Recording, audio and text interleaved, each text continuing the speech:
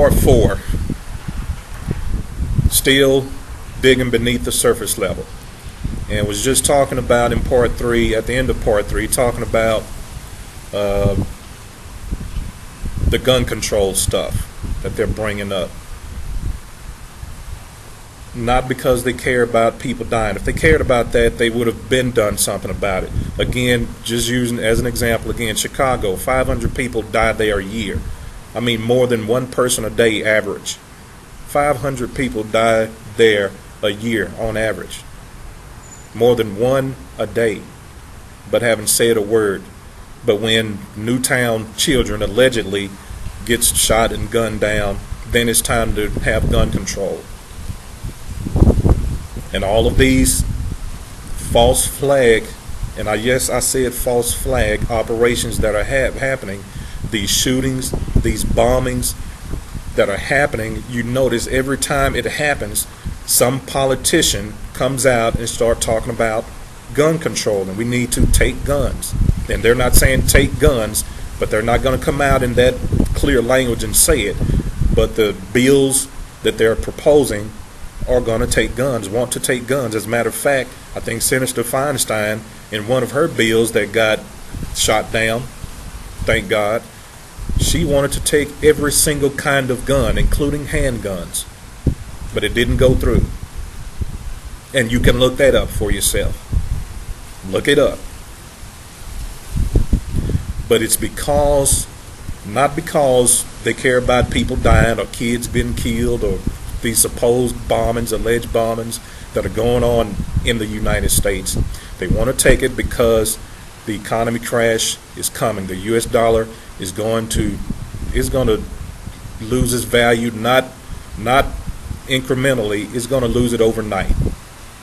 And people then, because the value of the dollar is going to be so low, people are going to panic. And there's going to be an outbreak of riots and revolt going on. And they want to be able to have you gunless so that there be little resistance. Let me share a couple of things with you. Smoke screens. Digging deep. Distractions. This is digging deep. Did you know that in 2000, Saddam Hussein, who was the president of Iraq, in 2000, Saddam Hussein said that he was going to start trading his oil in the euro dollar. He was going to start trading or selling his oil in the euro dollar. This was in 2000. Well, still currently, the oil had to be bought with US dollar, American dollar. And if anyone wanted to buy oil, they had to trade their money, their currency, for US dollars and then buy oil from Iraq. But in 2000, when Saddam Hussein announced that he was going to start trading his oil in euro dollar, what do you think that was going to do to the American dollar? Drop it. Value. That was in 2000 when he announced that. Look it up. In 2000, he was going to stop selling his oil in the US dollar and start selling it in euro dollar. So if any country wanted to buy oil, they had to first of all change their currency to US dollar, which gave us value, gave the US dollar value, and then buy the oil. That was in 2000. What happened in 2001? We just celebrated it. 9/11. Supposedly, allegedly,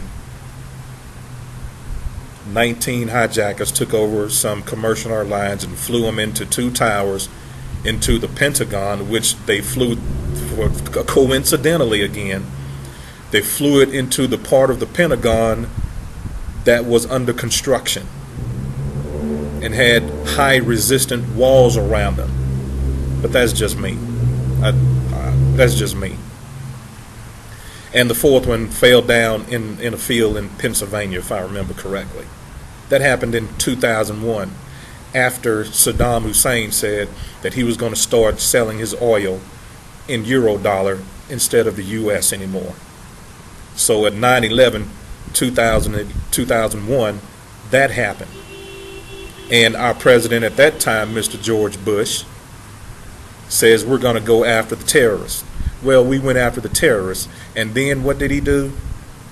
He went after Saddam Hussein in Iraq, who had absolutely nothing at all to do with the alleged terrorist attack, and came up with this story that Saddam Hussein, is a dictator, and he's an evil man, and he's all these accesses of evil, and he has weapons of mass destruction. So we went over there. Eventually, at least as far as we know, he still could be alive. There are reports on YouTube of people who have been insiders saying that Adolf Hitler had just died in Brazil just a few years ago, and we know he's supposed to be dead, supposed to have killed himself. But anyway, we went and eventually, so they say, found Saddam Hussein, killed him, and took over some of the Iraqi business. Why? It was because he was going to stop trading or selling his oil in the U.S. dollar. That would have put a real big dent in the American dollar. Give you another one. Again, you might not like it, but that's okay. The president of Libya, Gaddafi, no weapons of mass destruction, no terrorist attack. This man says that he was going to start a new currency of gold in Africa, and start a new currency of gold in Africa. He was okay until he said that, because he's in the oil business also.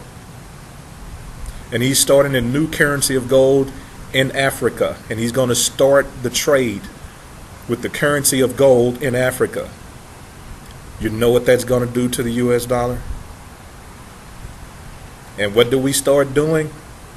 We start calling him a dictator, start calling him an evil man, and he's doing this to his people, and he just needs to get out of power. So what do? We went over there and killed him also. And this was under your president, Mr. Barack Obama.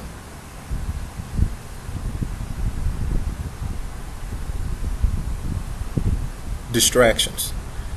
Because the economy is going to fall, is going to crash. And again, I believe it'll be within the next few years. It's going to. They're distractions, though. All of these bombings, distractions. All of these shootings, distractions. Now, now I'm not saying that all shootings are fake or made up. I'm not saying that. Yeah, real ones happen. Of course they do. And yes, they're terrible. They're bad and atrocities to families. But used as distractions to keep the masses from seeing the agenda and from seeing the goal. I'm going to tell you what else is a distraction.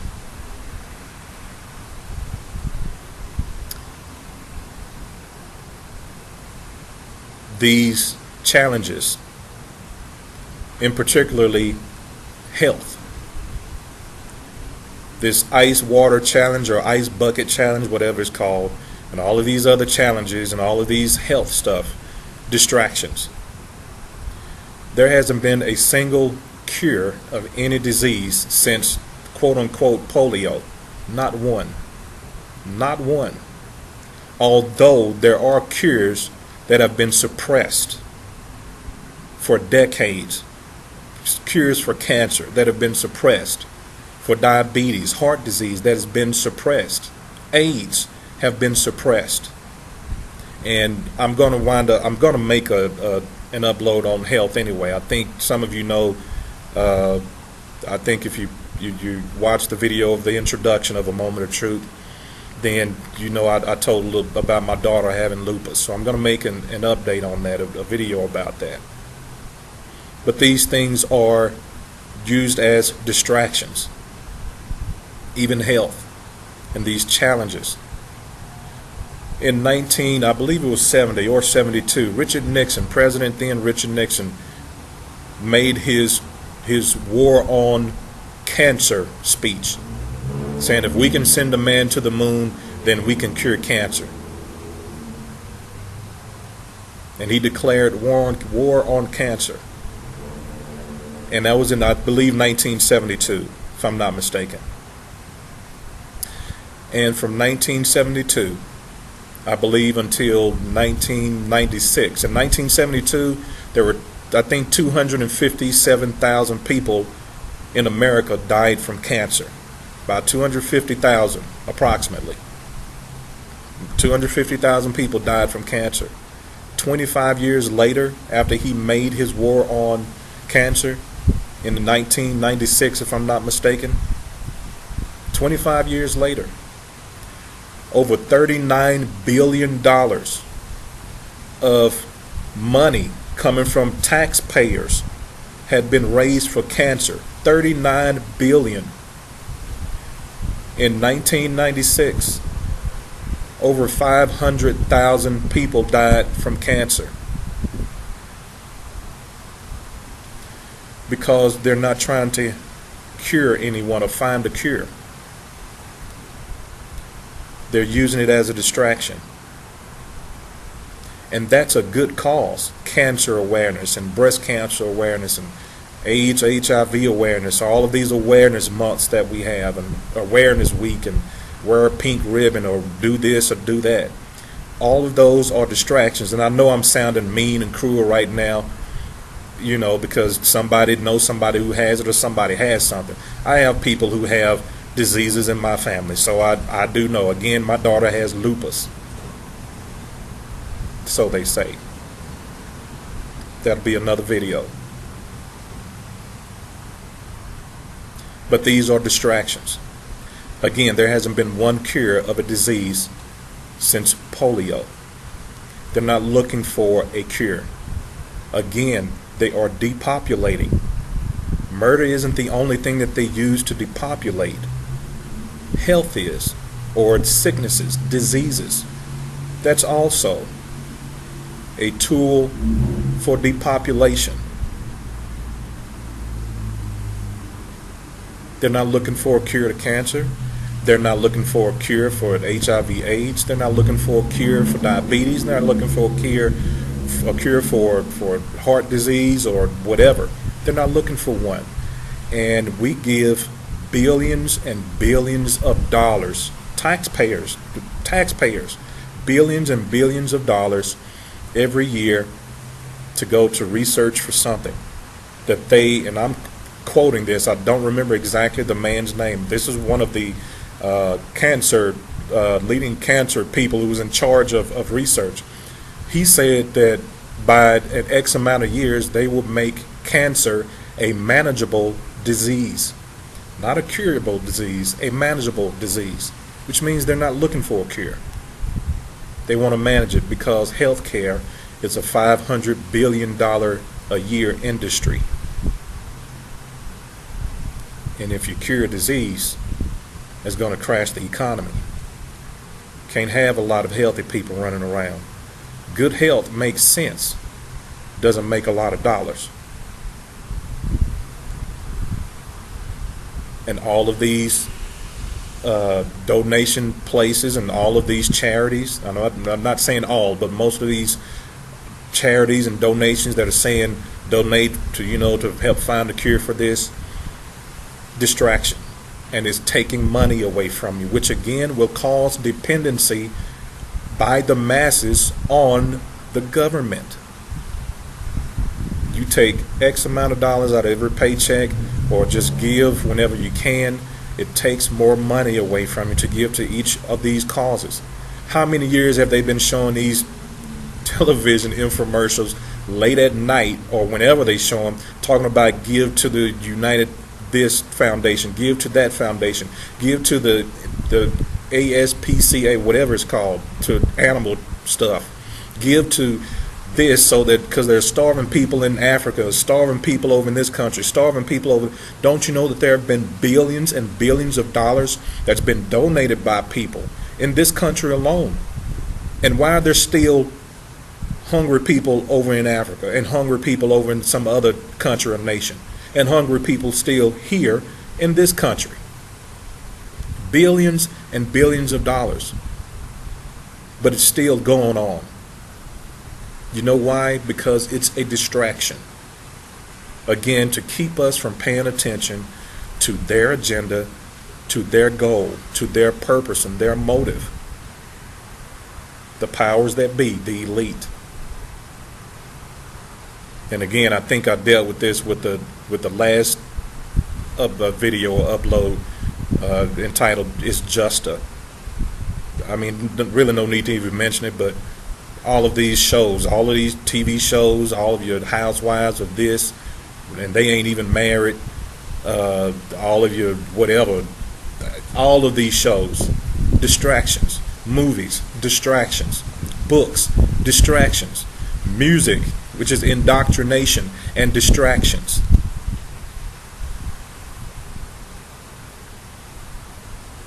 And speaking of movies, and this is just one of many, guys, this is everywhere. Why is it that, again, the agenda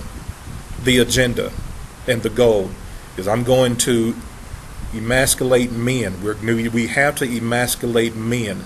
It's part of it in order to bring our agenda about. Just about every TV show that comes on now, there has to be a homosexual on it. Every movie that comes out, there has to be a homosexual on it. And even if it's not a homosexual, you'll have some part of the movie where there's some type of homosexual innuendo in it. And as a matter of fact, the director of X-Men, I mean, you're saying X-Men, this is about, superheroes and, people who's saving the world or doing this and doing that. The director of X-Men said that that's what X-Men is about. It's about homosexuality.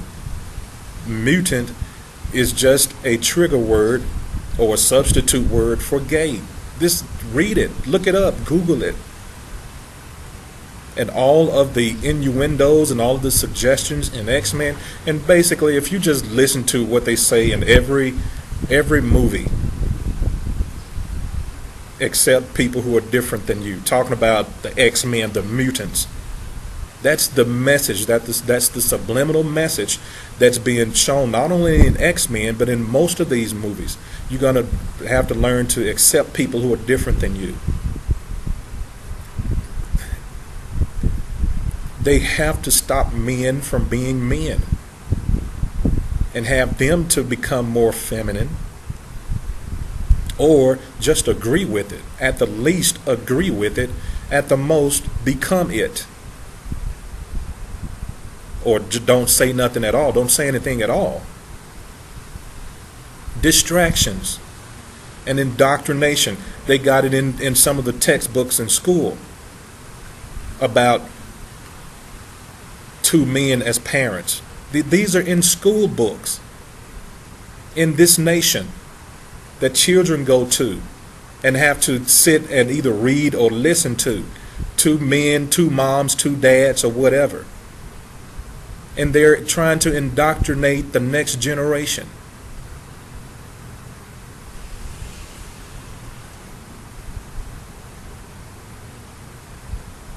The next generation.